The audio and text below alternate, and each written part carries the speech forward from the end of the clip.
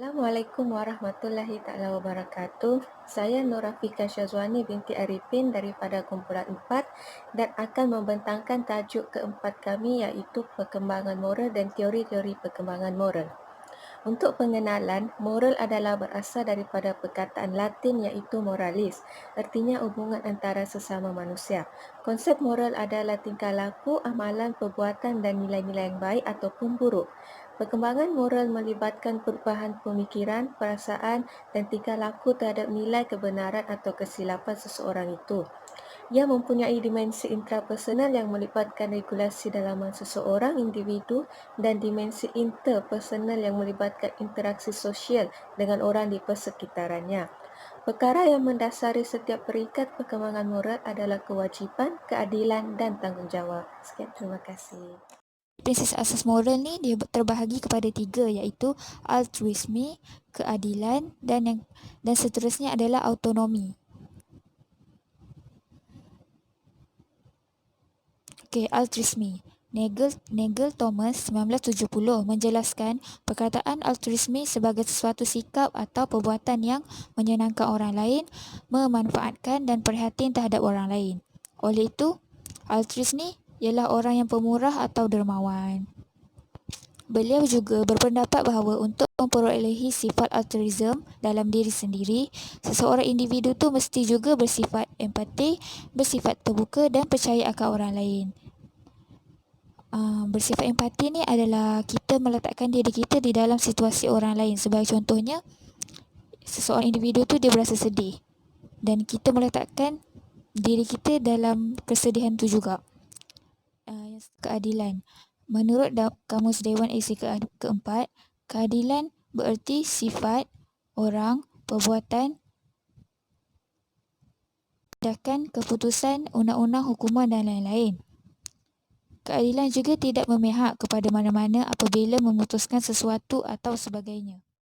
Keadilan ni dia penting dalam penilaian moral kerana prinsip ini amat berkaitan dengan pemikiran ataupun pentakkulan. Apabila konsep keadilan ini dipegang oleh seorang individu, individu tersebut akan sentiasa berfikiran secara rasional dalam apa jua keadaan pun. Ini secara langsung membawa individu tersebut untuk mengawal dirinya daripada unsur-unsur buruk seperti perasaan tamak loba, kemarahan dan sebagainya. Yang ketiga pula adalah konsep autonomi. Konsep autonomi ni dia melibatkan pertimbangan serta kebebasan dalam memilih untuk melakukan sesuatu perbuatan atau sebaliknya. Maksudnya seseorang individu tersebut bebas untuk membuat apa yang diingini atau memberi sebab-sebab tertentu jika seseorang itu dihalang daripada melakukan apa yang dirasakannya baik. Ia adalah berdasarkan kepada dua perkara, iaitu kemahuan yang ingin dibuat atau paksaan yang perlu diketepikan. Okey, pertimbangan atau tindakan seseorang tidak boleh dikategorikan sebagai moral jika dia melaksanakan sesuatu perkara yang disebabkan oleh paksaan dari luaran atau kepatuhan kepada autoriti secara membuta tuli. Dapat saya jelaskan di sini bahawa autoriti secara membuta tuli ni, seseorang individu tu dia ada kuasa penuh. Orang lain tak boleh halang dengan apa yang dia nak buat, tetapi dia gunakan kuasa autoriti dia tu dengan sesuka hati dan tidak mengendahkan orang lain.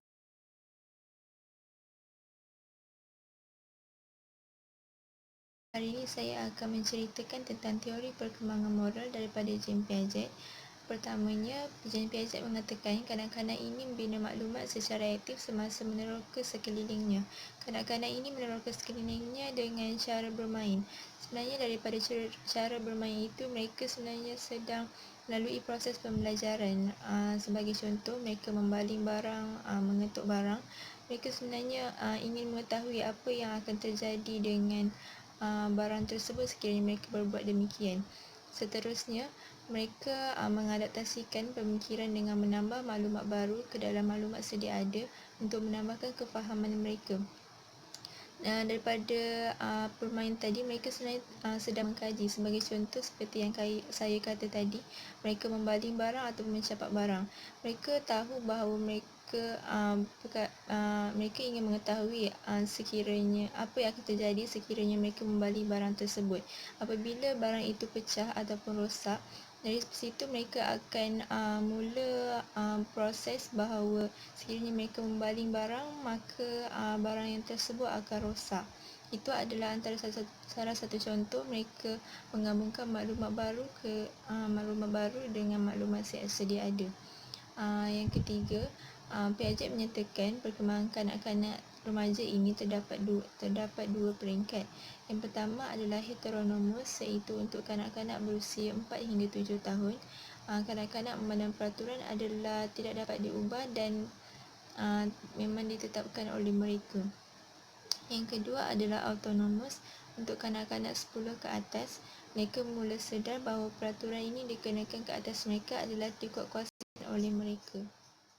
Terdapat 3 tahap perkembangan moral Jean Piaget. Tahap pertama adalah pramodel, iaitu untuk kanak-kanak berusia 4 hingga 7 tahun. Pada masa ini, kanak-kanak mengutamakan pandangan mereka sendiri, iaitu mereka mempunyai sifat egosentrik dalam diri mereka, di mana mereka merasa pandangan mereka sahaja yang betul berbanding dengan orang lain. Yang kedua adalah mereka melihat peraturan sebagai sesuatu yang telah ditetapkan oleh mereka. Mereka merasa peraturan tersebut adalah mesti diikut dan juga tidak boleh berubah. Daripada peraturan itu, mereka perlu lakukan apa yang orang dewasa suruh. Yang untuk tahap kedua adalah heteronomus pada usia 7 hingga 10 tahun. Pada masa ini, kanak-kanak mula beralih pada satu peringkat kepada peringkat yang lain. Sifat egosentrik mereka mula berkurang dan mereka mula untuk berfikir secara logik. Pada peringkat ini, mereka mula untuk tumbuh perasaan hormat pada orang lain dan juga menerima peraturan. Mereka juga berupaya untuk membuat pertimbangan seperti menentukan baik buruk melakukan satu perkara tersebut. Ini bermaksud mereka telah mengetahui mereka telah mengetahui satu yang baik dan satu yang buruk.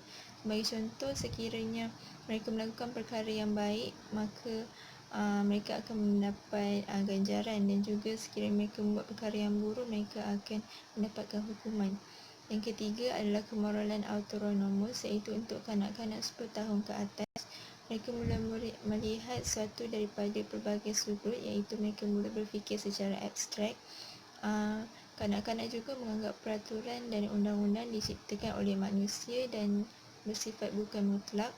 Ianya mereka boleh menganggap peraturan tersebut adalah berdasarkan diri mereka sendiri, sama ada mereka melakukan perkara yang baik ataupun buruk. Yang terakhir adalah mereka dapat menilai tindakan berdasarkan niat dan akibat dan boleh mempertimbangkan sesuatu perlakuan moral. Daripada sini, mereka boleh menilai kelakuan tersebut berdasarkan perkara yang baik dan juga perkara yang buruk. Mereka mula untuk mendalami sifat empati seperti menghormati orang lain, tolong menolong dan juga sebagainya. Akan membentangkan tentang teori perkembangan moral Colbert. Lawrence Colbert 1927 sehingga 1987 adalah dianggap sebagai pelopor utama dalam teori perkembangan moral. Beliau adalah seorang ahli psikologi perkembangan dan beliau juga pernah meneruskan kerjaya dalam bidang pendidikan. Beliau juga merupakan seorang profesor pendidikan dan psikologi sosial di Universiti Harvard. Dan untuk pengetahuan, beliau juga merupakan orang yang mencadangkan perkembangan moral individu. Seperti Piaget, beliau berpendapat bahawa perkembangan moral berkait rapat dengan perkembangan kognitif seseorang individu. Walau bagaimanapun, kadang-kadang tahap pemikiran kognitif seseorang tidak menjamin peningkatan dalam perkembangan moral seseorang individu itu tersebut. Dalam teori perkembangan moral Colbert, beliau telah mengupas dengan lebih terperinci dalam 3 tahap utama, iaitu pada tahap pertama iaitu pra-konversional, tahap 2 konversional dan tahap 3 adalah post-konversional. Sekarang saya akan mengupaskan 3 tahap teori perkembangan moral Colbert. Pada Pada tahap pertama iaitu pra-konvensional. Ia adalah tahap yang paling bawah dalam penaklukan moral. Pada tahap ini, perlakuan dinilai berdasarkan ganjaran dan hukuman yang akan diterima akibat dari perlakuan seseorang individu ataupun kanak-kanak. Untuk pengetahuan anda, pada peringkat pertama iaitu orientasi kepatuhan dan hukuman, pada peringkat ini, pemikiran moral kanak-kanak adalah secara egosentrik. Maksud egosentrik adalah kanak-kanak yang berfikir berdasarkan pandangan dirinya dan tidak melihat pada pandangan orang lain. Hal ini kerana kanak-kanak pada peringkat ini tidak mempunyai keupayaan kognitif untuk memahami apa yang orang lain lihat dari pada perspektif lain selain dirinya sendiri. Contohnya, kanak-kanak itu akan memikirkan apa yang berlaku pada fizikalnya sekira tidak mematuhi arahan. Justru itu, bagi mengelakkan dikenakan hukuman, kanak-kanak akan mematuhi segala peraturan yang telah dibuat oleh seseorang individu yang lain. Seterusnya, pada peringkat kedua iaitu orientasi ganjaran peribadi. Pada peringkat ini, kanak-kanak akan mula mengikuti peraturan untuk mendapatkan ganjaran atau perkongsian untuk mendapatkan balasan. Contohnya, kanak-kanak akan mula berfikir apa yang akan mereka dapat sekiranya mereka buat apa yang telah disuruh. Tingkah laku ini lebih mendorong untuk memuaskan kehendak kanak-kanak itu sendiri. Contohnya bila mereka disuruh untuk ambil barang, jadi kanak-kanak itu akan bertanya apa yang mereka dapat sekiranya mereka mengikut arahan itu tersebut. Pada tahap kedua iaitu konvensional. Tahap ini adalah tahap pertengahan dalam teori perkembangan moral korban. Hal ini kerana individu mula mengaplikasikan peraturan mengikut kebenaran dan persetujuan daripada ibu bapa, guru dan komuniti setempatnya. Seterusnya, pada peringkat ketiga iaitu orientasi perlakuan baik, ia adalah mengaplikasikan ukuran moral yang telah ditetapkan oleh ibu bapa, guru atau orang lain. Hal ini akan mendorong kanak-kanak untuk menghargai nilai kepercayaan dan kepatuhan terhadap peraturan yang telah ditetapkan.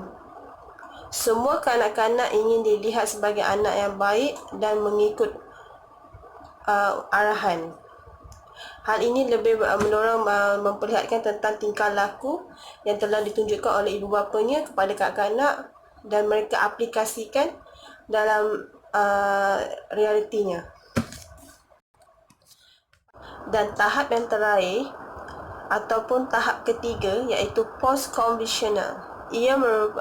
Post-conventional merupakan penaklukan moral yang paling tinggi dalam teori perkembangan moral Colbert.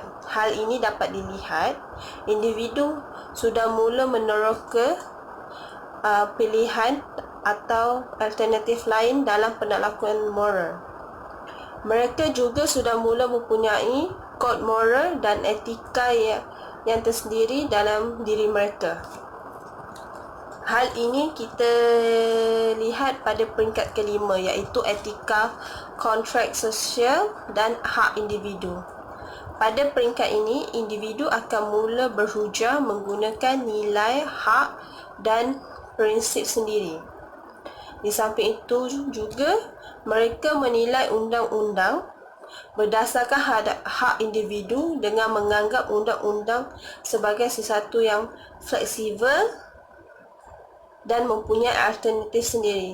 Tapi mematuhi undang-undang juga perlu dilihat daripada individu itu sendiri sekiranya menepati atau tidak. Dan seterusnya, peringkat ke-6 iaitu etika prinsip sejagat, Ia lebih kepada falsafah tentang moral seseorang. Dalam peringkat ini, kita dapat melihat kepentingan menjaga kesamaan hak kepada semua individu dan menghormati maruah serta prinsip individu lain. Justru itu, apabila individu mempunyai kod-kod moral dan etika yang tersendiri, maka ia menepati hak-hak individu itu sejagat. Bila mereka dah mula mempelajari nilai, kanak-kanak akan mula memerhati orang lain dan tidak akan melakukan kesalahan. Sekarang saya akan membincangkan fasa-fasa perkembangan moral, iaitu pada fasa pertama ada dari lahir hingga 6 minggu. Bayi akan mula membina hubungan dengan senyuman, genggaman, tangisan atau rendungan kepada ibu bapa atau individu di sekelilingnya. Bayi akan mula mengenal bau penjaga tersebut. Fasa kedua dari 6 minggu hingga 8 bulan. Mereka akan mula memberi tindak balas yang berbeza terhadap penjaga berbanding dengan orang yang tidak dikenali. Contohnya, mereka akan menangis sekiranya orang dikenali ambil mereka, macam itulah. Mereka juga mula belajar bahawa tindakan yang mereka lakukan boleh memberi kesan kepada orang di persekitarannya. Pada fasa ketiga, 6 hingga 8 bulan hingga 18 bulan ke 2 tahun. Pendekatan sudah terbentuk dalam fasa ni. Bayi akan menunjukkan kebimbangan apabila dipisahkan. Contohnya kalau macam ibu ditinggalkan nursery, mereka akan menangis dan mereka tahu keberadaan ibu mereka tak ada di sisi mereka. Bayi akan menunjukkan tingkah laku dan berrapat dengan penjaganya. So dikata kasih sayang mereka akan kuat. Pada fasa keempat, 18 bulan hingga 2 tahun ke atas, penguasaan kemahiran berbahasa menolong kanak-kanak memahami situasi antara mereka dengan penjaga. So bila kita banyak bercakap dengan kanak-kanak tu, mereka akan mahir dan menggunakan perkataan seperti perkataan pertama mama. Mereka akan faham apa yang apabila disuruh. Itu saja. Sekian, terima kasih.